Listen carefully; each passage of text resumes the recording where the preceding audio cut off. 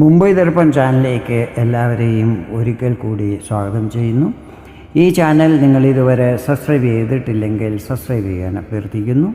ഒപ്പം അടുത്തുള്ള ബെല്ലൈക്കണിൽ ക്ലിക്ക് ചെയ്യുക. അപ്പോൾ എൻ്റെ പുതിയ വീഡിയോയുടെ നോട്ടിഫിക്കേഷൻസ് നിങ്ങൾക്ക് ലഭിക്കുന്നതായിരിക്കും.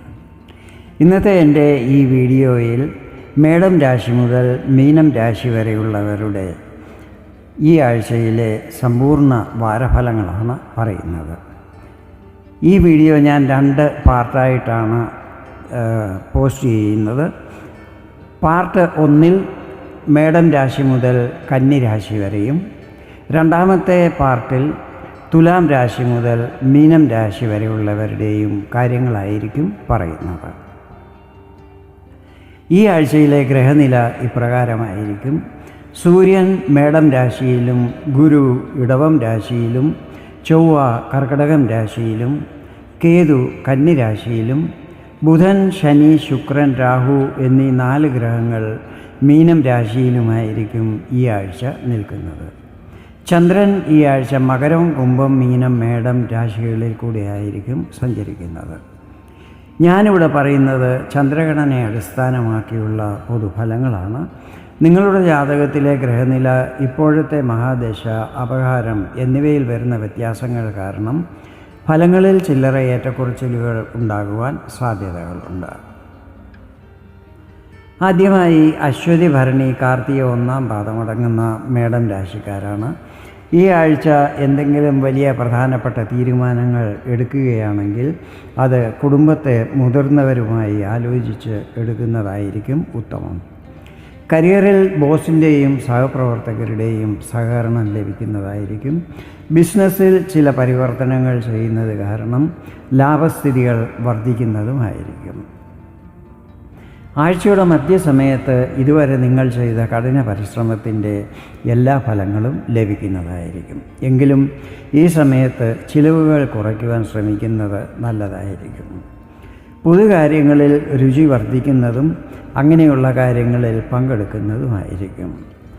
Friend circle വലുതാകുന്നതാണ്.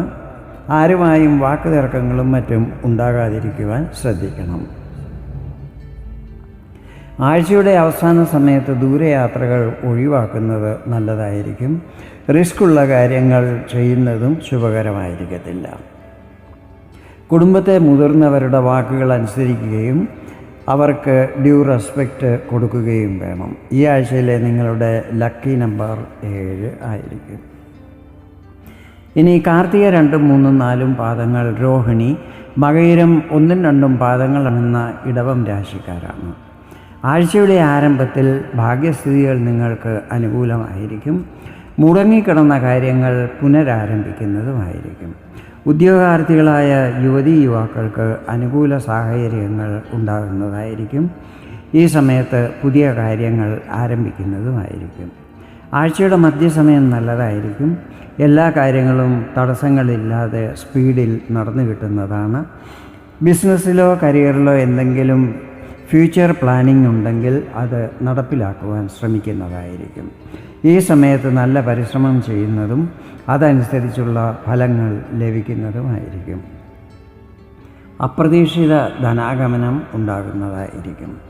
കടം കൊടുത്തതും തിരിച്ചു കിട്ടില്ല എന്ന് വിചാരിച്ചതുമായ പൈസ തിരിച്ചു കിട്ടുവാനും സാധ്യതകളുണ്ട്. സുഹൃത്തുക്കളുടെ സഹകരണവും ഗൈഡൻസും ലഭിക്കുന്നതായിരിക്കും. ആഴ്ചയുടെ അവസാന സമയത്ത് വിദേശത്ത് താമസിക്കുന്ന ബന്ധുക്കളിൽ നിന്നും ശുഭവാർത്തകൾ ലഭിക്കുന്നതായിരിക്കും.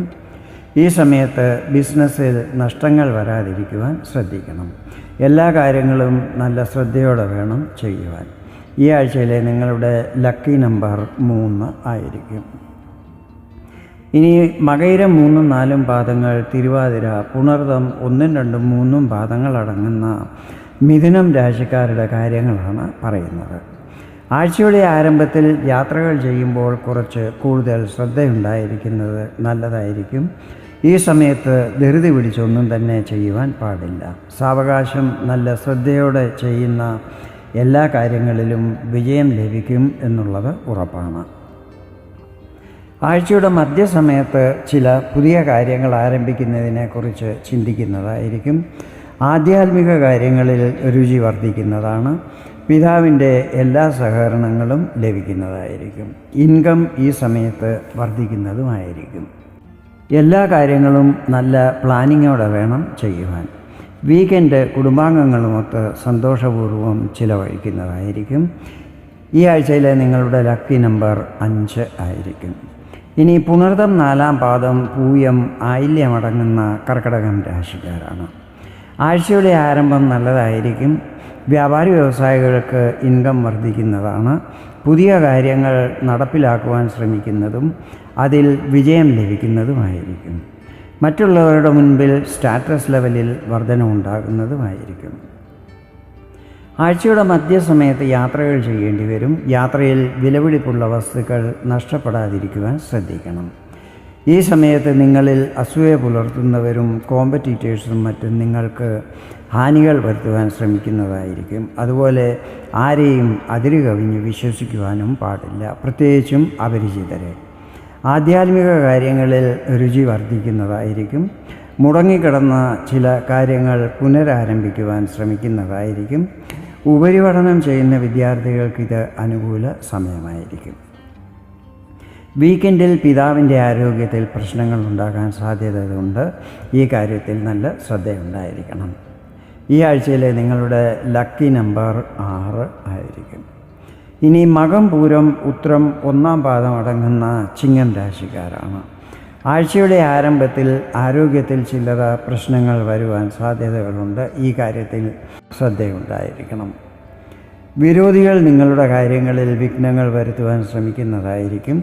പ്രശ്നങ്ങൾ ഉണ്ടാകുമെങ്കിലും ധൈര്യപൂർവ്വം അതിനെ നേരിടുന്ന പക്ഷം എല്ലാ കാര്യങ്ങളിലും വിജയം ലഭിക്കുന്നതായിരിക്കും. പണമിടപാടുകൾ നല്ല ശ്രദ്ധയോടെ വേണം ചെയ്യുവാൻ. കണ്ണുമടച്ച് ചിലവുകൾ ചെയ്യുവാൻ പാടില്ല. ആഴ്ചയുടെ മധ്യസമയത്ത് ദൂരയാത്രകൾ ഒഴിവാക്കുന്നതായിരിക്കും നല്ലത്. അപ്രതീക്ഷിത ധനാഗമനം ഉണ്ടാകുവാൻ സാധ്യതകളുണ്ട്. അപരിചിതരുമായി ദൂരം പാലിക്കണം.